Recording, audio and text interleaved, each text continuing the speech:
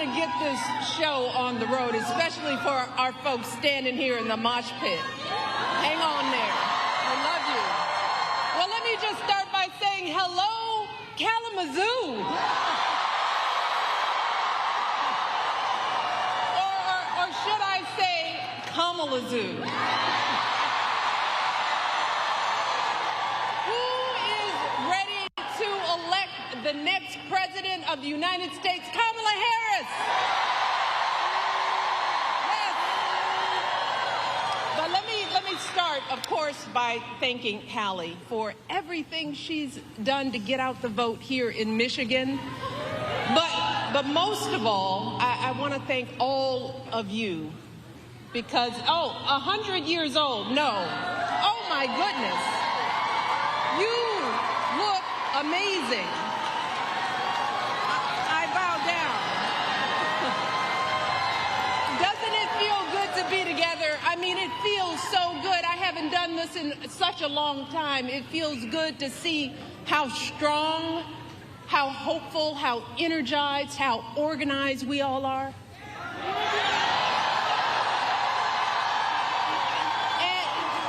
And we need that. We need all of you because right now, as you know, this race is close. It's too close for my liking. And I came out here to Michigan because I am someone who takes her own advice to heart. I know that if we want to help this country finally turn the page on the politics of hatred and division, we can't just sit around and complain. No, we've got to do something. If we want to usher in the next generation of American leadership, we have got to do something. If we want to elect someone with a character that is worthy of the Oval Office, someone with the strength of heart to guide our country to a better day, we have got to what? And that someone, of course, is my dear friend Kamala Harris. And Michigan, I am so hopeful about the energy and poise and joy that Kamala has injected into this race. And if you know Kamala like I do, that's no surprise. I mean, think about it. No one could have predicted the way everything would have unfolded this summer.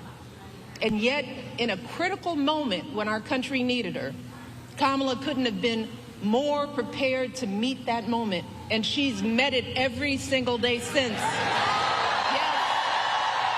Oh, she's filling arenas in a way we haven't seen for years.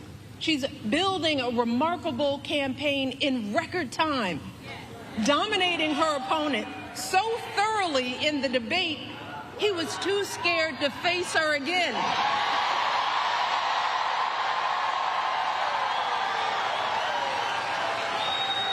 Kamala, she's putting herself out there fearlessly, facing down even her harshest critics. She's seeking out Republicans to find common ground.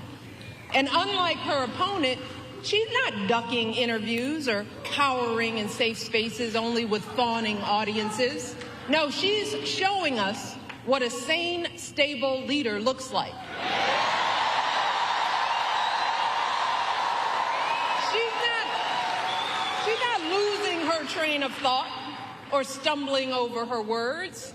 And she's doing it all with vigor and with grace. That's because Kamala Harris is a grown-up.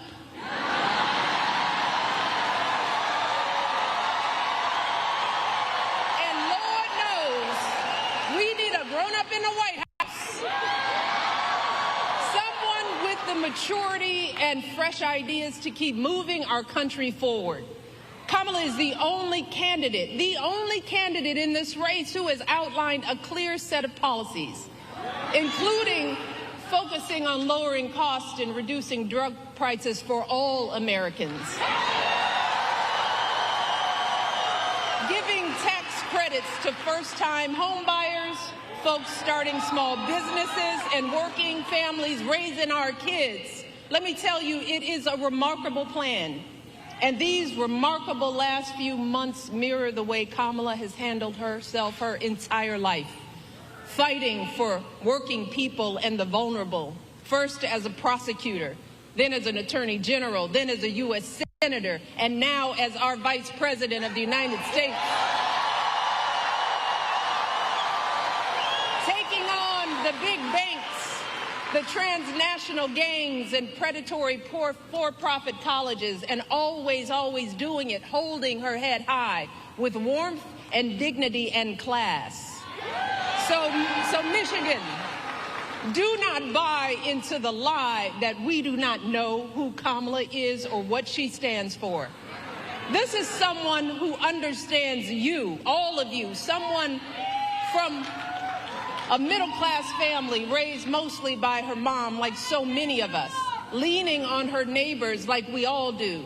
That's what you want in a president, someone who gets you and will have your back. Take it from me. And I know good people. Kamala Harris is an extraordinary human being. She is an extraordinary candidate. And she will be an extraordinary president of the United States of America.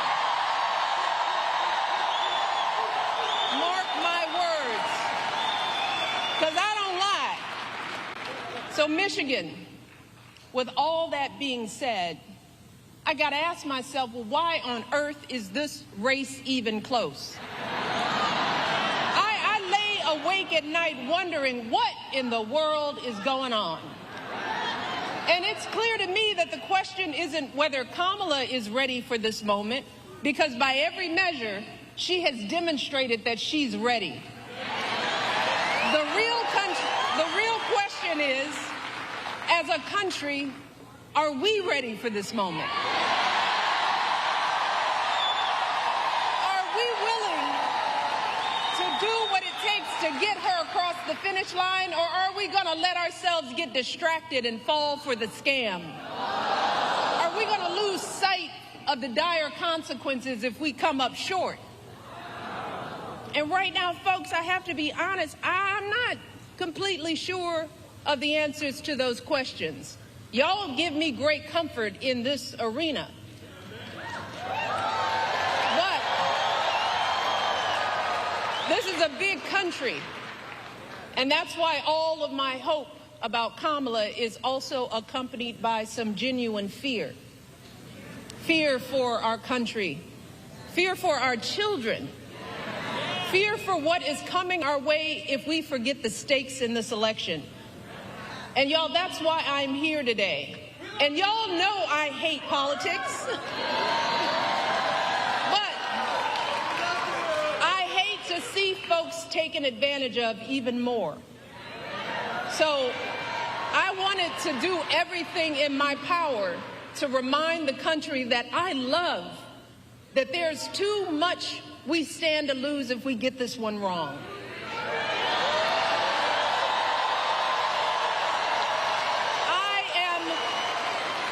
I'm deeply concerned, and I'm talking to everybody out there, that too many of us are still confused and buying into the lies and distortions from people who do not have our best interest at heart.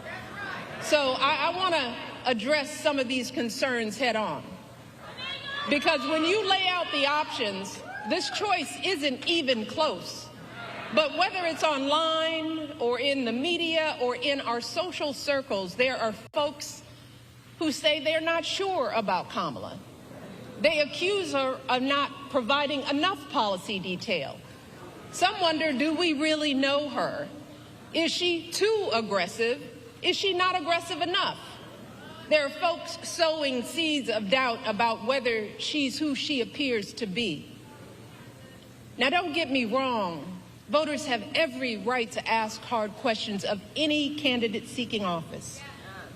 But can someone tell me why we are once again holding Kamala to a higher standard than her opponent?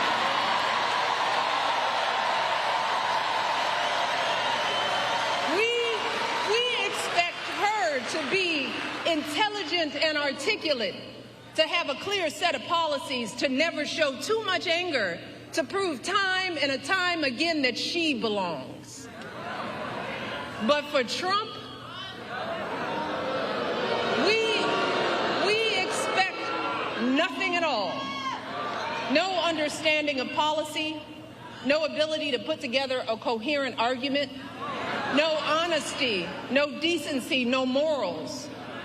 Instead, too many people are willing to write off his childish, mean-spirited antics by saying, well, Trump's just being Trump, rather than question his horrible behavior. Some folks think he's funny. And if you remember, that's exactly how he got elected the first time. Folks gave him a pass and rolled the dice, betting that he couldn't possibly be that bad. And then there were those folks who didn't think it really mattered who the president was, if you can believe that. And still others who thought it'd be a good idea just to blow up our entire democracy. Let us not forget how badly that worked out for all of us. Let us not forget the incompetence and the corruption, the chaos that was the cornerstone of his entire 4 years in office. Let's start with the pandemic. Remember how woefully unprepared he was? How he was sowing seeds of fear and confusion, endangering lives with his lies and ignorance, denigrating the doctors and scientists trying to help us. You want to talk about plans? Well, my husband left him a very detailed pandemic plan.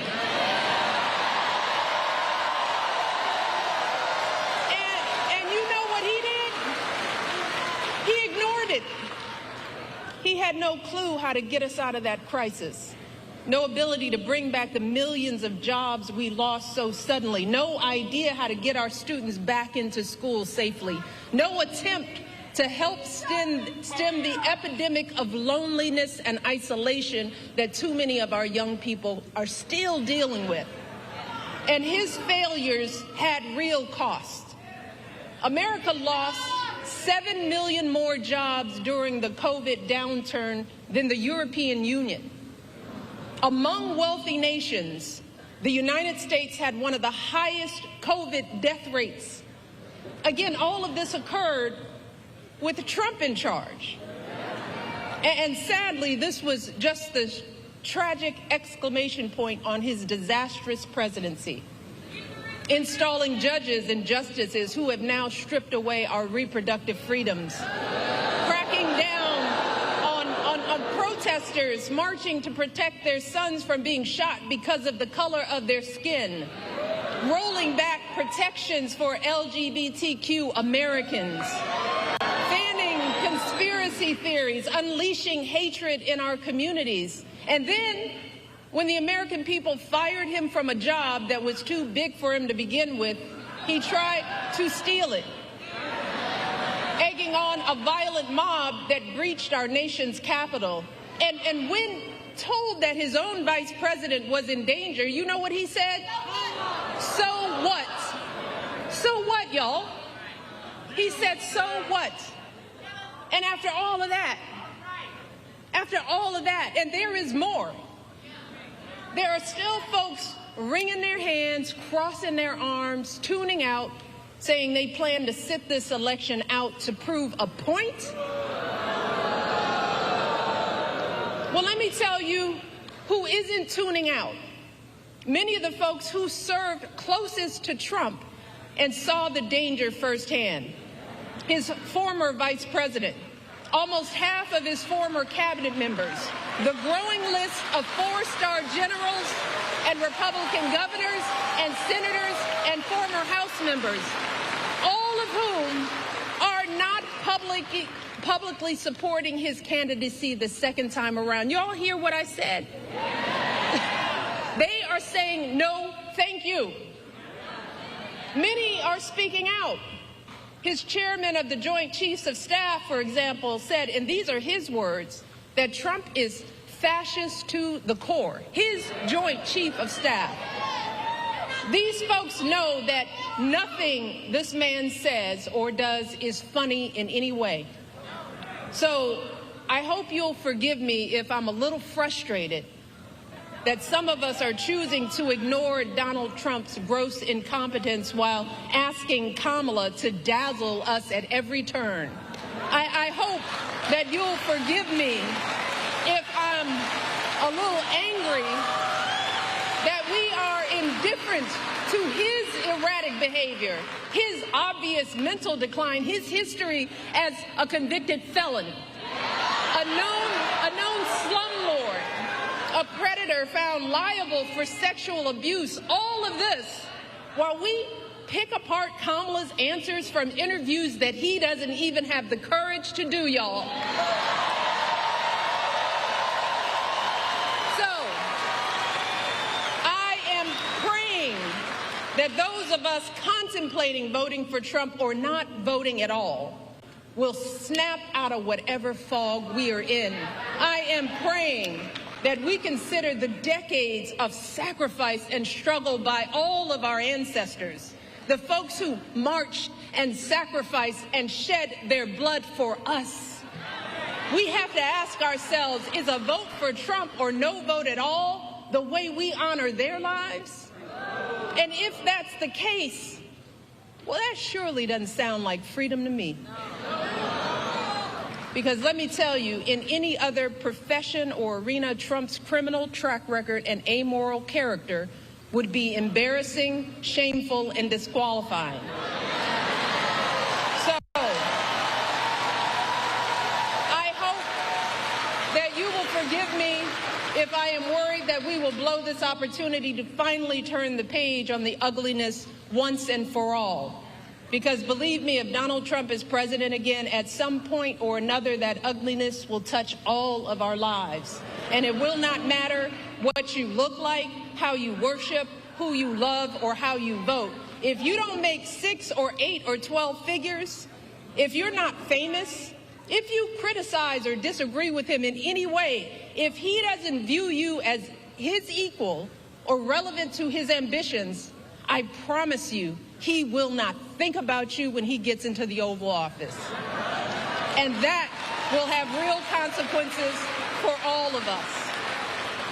If your town gets hit by a natural disaster, who do you want looking out for you? Is it Donald Trump, who's spreading so many lies and conspiracy theories about climate change and FEMA that the workers in North Carolina trying to help folks clean up after the last hurricane were fearing for their safety? Or is it Kamala Harris, who has been meeting with local officials, comforting the families in that state and doing everything she can to get folks the help they need? If you're saving up to buy a house or pay off student loans, if you're caring for your kids or your parents or both, if you are a farmer, a factory worker, a paralegal, anyone whose job may be changed or replaced by technology, who will actually be thinking about you? Is it Donald Trump, who's palling around with billionaires that want a puppet in the White House who will let him run unchecked? Or is it Kamala Harris, who has been fighting for working people her entire life? If you're one of our service members, our veterans, or military families, who is going to value your service and sacrifice? Is it Donald Trump, who has called those who gave their lives for our country suckers and losers? Or is it Kamala Harris, who I guarantee you will honor your commitment to the ideals we all share with every fiber in her being?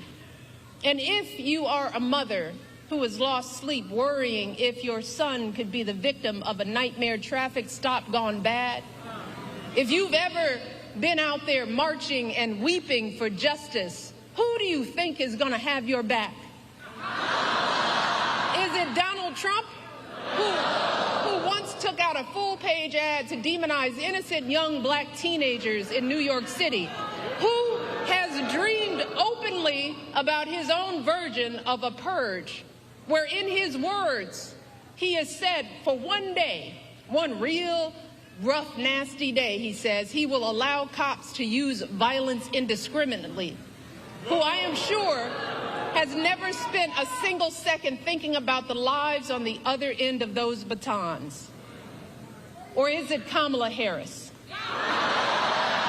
who understands the anguish in these interactions and has the experience that shows us that, yes, it is possible to keep our community safe and keep innocent people out of harm's way? And finally, y'all, who could possibly think that this man would care more about our men and boys more than Kamala Harris?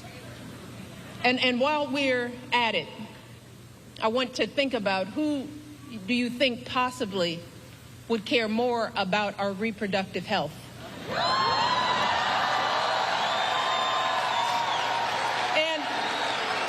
And I just want to take a moment with this particular question, because there is so much that gets lost in the conversation about women's reproductive rights. And I want the men in the arena to bear with me on this, because there's more at stake than just protecting a woman's choice to give birth. And sadly, we as women and girls have not been socialized to talk openly about our reproductive health. We've been taught instead to feel shame and to hide how our bodies work. Some young girls enter puberty not knowing what to expect. Too many of us suffer with severe cramps and nausea for days on end every single month. And then on the other end of the reproductive timeline, too many women my age have no idea what's going on with our bodies as we battle through menopause and debilitating hot flashes and depression. See, fellas, most of us women, we suck up our pain and we deal with it alone. We don't share our experiences with anyone, not with our partners, or our friends, or even our doctors. Look, a woman's body is complicated business, y'all. Yes, it brings life, and that's a beautiful thing. But even when we are not bearing children, there is so much that can go wrong at any moment. Every woman here knows what I'm talking about. An unexpected lump, an abnormal pap smear or mammogram, an infection, a blockage, all of which could be early signs of a variety of life-threatening cancers. And in those terrifying moments when something goes wrong, y'all, which will happen at some point to the vast majority of women in this country, let me tell you, it feels like the floor falls out from under us. In those moments, all we have to rely on is our medical system. In those dark moments, all we have to rely on is our faith in a higher power and the experience of doctors to get us the care we need in a timely manner. And look, I don't expect any man to fully grasp how vulnerable this makes us feel, to understand the complexities of our reproductive health experiences. In all honesty, most of us as women don't fully understand the breadth and depth of our own reproductive lives, you know? And that's because our experiences are often neglected by science. There's a huge disparity in research funding for women's health. And if you happen to look like me and report pain, you're more likely to be ignored, even by your own doctors, studies show. So let me take a minute to help folks, especially the men in our lives, to get a better sense of what could happen if we keep dismantling parts of our reproductive care system piece by piece, as Trump intends to do. I want folks to understand the chilling effect, not just on critical abortion care, but on the entirety of women's health. All of it. There are good reasons why so many women and physicians are horrified by what's happened since Donald Trump's justices overturned Roe v. Wade. We're seeing women scrambling across state lines to get the care they need. Just this week, a major medical journal reported that after Roe was overturned, infant mortality in this country rose, in large part because women are being forced to carry fetuses that won't survive to term. One woman spent 22 days in jail on murder charges after she miscarried in her own bathroom. We are seeing doctors unsure if they can treat ectopic pregnancies. Doctors being told they can't treat a woman until she becomes so close to death that only a life of the mother exception will allow them to act. So just imagine the profound effects for all of us if Donald Trump wins this election. In states that are already putting abortion bans into effect, his FDA could further outlaw patchwork systems of telehealth appointments and mail-order pills, thereby eliminating the last remaining protections for women in those states. He could take actions that effectively ban abortion nationwide, which would put all of us in danger, no matter what state we live in. We will see more doctors hesitating or shying away from providing life-saving treatments because they are worried about being arrested. More medical students reconsidering even pursuing women's health at all. More OB/GYN clinics without enough doctors to meet demand, closing their doors, leaving untold numbers of women in communities throughout this country without a place to go for basic gynecological care, which in turn will leave millions of us at risk of undiagnosed medical issues like cervical and uterine cancers. This is real. So do you think Donald Trump is thinking about the consequences for the millions of women who will be living in medical deserts? Does anyone think he has the emotional maturity and foresight to come up with a plan to protect us? Y'all, we are teetering on the edge. Even before these state bans, America was already lagging behind every other wealthy nation on measures like maternal mortality and paid leave. So we could be right back to the days before Roe, which many young people here don't even remember. The days when abortion wasn't as safe as it is today. The days when the number of mothers of color dying in childbirth was 30 to 40% higher than when it was under Roe.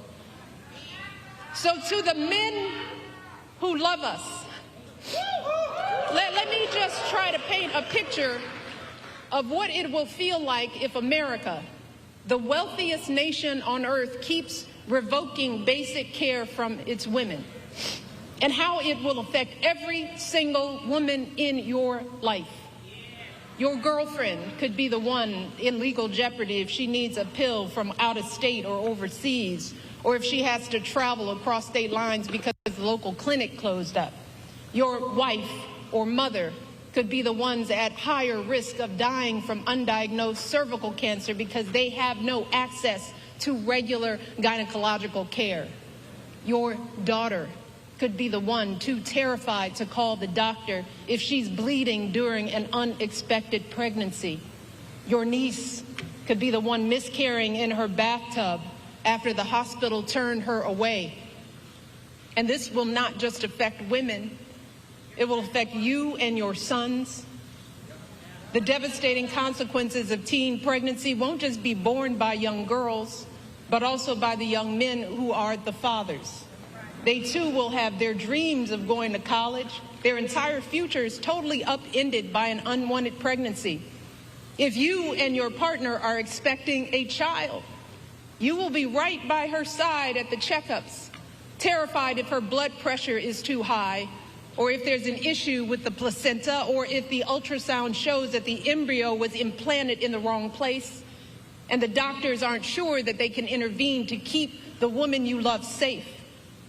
if your wife is shivering and bleeding on the operating room table during a routine delivery gone bad, her pressure dropping as she loses more and more blood, or some unforeseen infection spreads and her doctors aren't sure if they can act, you will be the one praying that it's not too late. You will be the one pleading for somebody, anybody, to do something. And then there is the tragic but very real possibility that in the worst case scenario, you just might be the one holding flowers at the funeral. You might be the one left to raise your children alone. See, these are just some of the ways women die during childbirth. And I don't want to be a downer, y'all. But in many cases, there is no warning, and things go bad very quickly. And when it happens, every second of hesitation or delay can lead to devastating outcomes. So I am asking y'all from the core of my being to take our lives seriously. Please,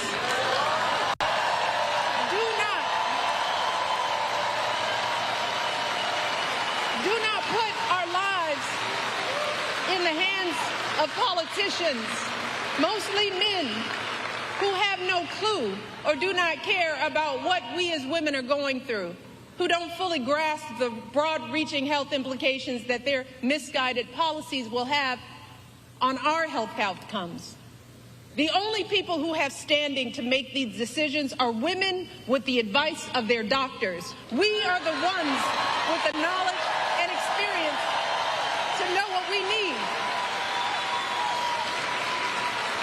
So please, please do not hand our fates over to the likes of Trump, who knows nothing about us, who has shown deep contempt for us. Because a vote for him is a vote against us, against our health, against our worth.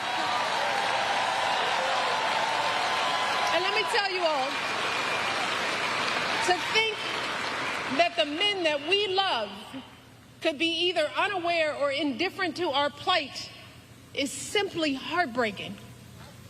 It is a sad statement about our value as women in this world.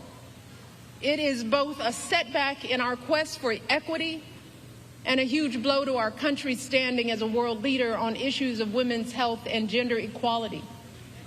So fellas, before you cast your votes, ask yourselves, what side of history do you want to be on?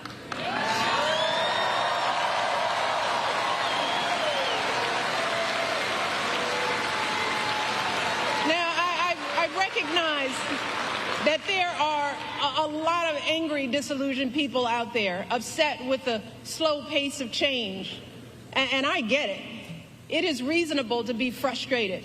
We all know we have a lot more work to do in this country. But to anyone out there thinking about sitting out this election or voting for Donald Trump or a third-party candidate in protest because you're fed up, let me warn you, your rage does not exist in a vacuum. If we don't get this election right, your wife, your daughter, your mother, we as women will become collateral damage to your rage.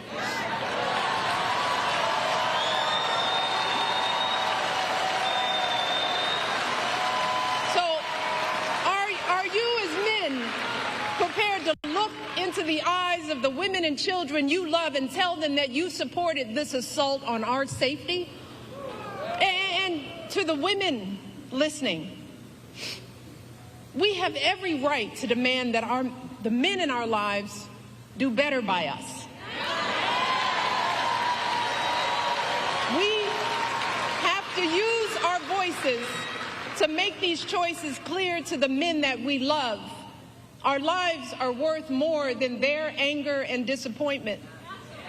And we are more than just baby-making vessels.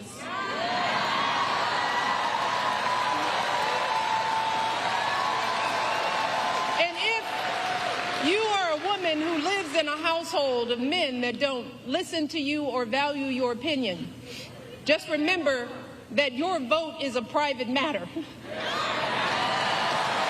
Regardless of the political views of your partner, you get to choose. You get to use your judgment and cast your vote for yourself and the women in your life. Remember, women, standing up for what is best for us can make the difference in this election. So let us use our voices in these final days to make it plain to the men in our lives that we need to stand not with Trump, but with us. We need them to vote for the only candidate in this race who will protect our lives. We need them to vote for Kamala Harris. Kamala, she will fight to restore our reproductive freedoms and defend our health. Kamala will fight for our access to life-saving emergency care and maternal care in every state. Kamala will veto any abortion ban or bill that restricts access to contraception or IVF. Kamala will expand access to birth control and abortion pills. And she will do all of this not because she's a woman, but because she's a decent human being.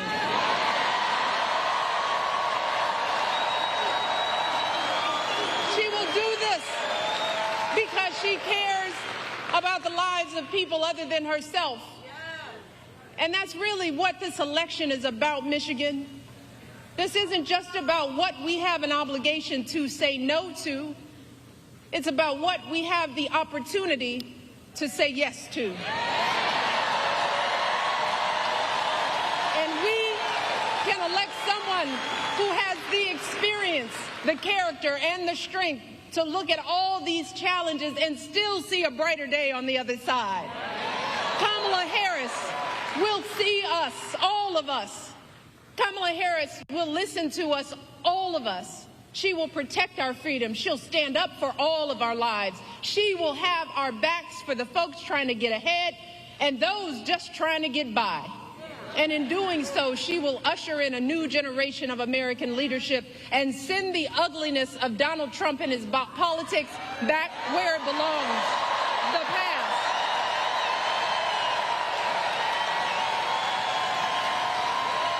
But Michigan, she cannot do any of this alone. So I'm asking you one last time, let us not just sit around and complain. Let's do something. If your brother or your son or boyfriend needs to hear your perspective, are you willing to talk to them? Are you willing to send a video of what I've just said? Are you willing to do something? If you have an aunt who's thinking about sitting this one out or voting for a third party, are you willing to have an uncomfortable conversation? Are you willing to do something? If you have an extra hour or extra weekend, are you willing to knock on doors and talk to your neighbors? Are you willing to do something? Look, Michigan, we've just got 10 more days to make it happen. 10 more days to wave goodbye to the incompetence and hatred and division.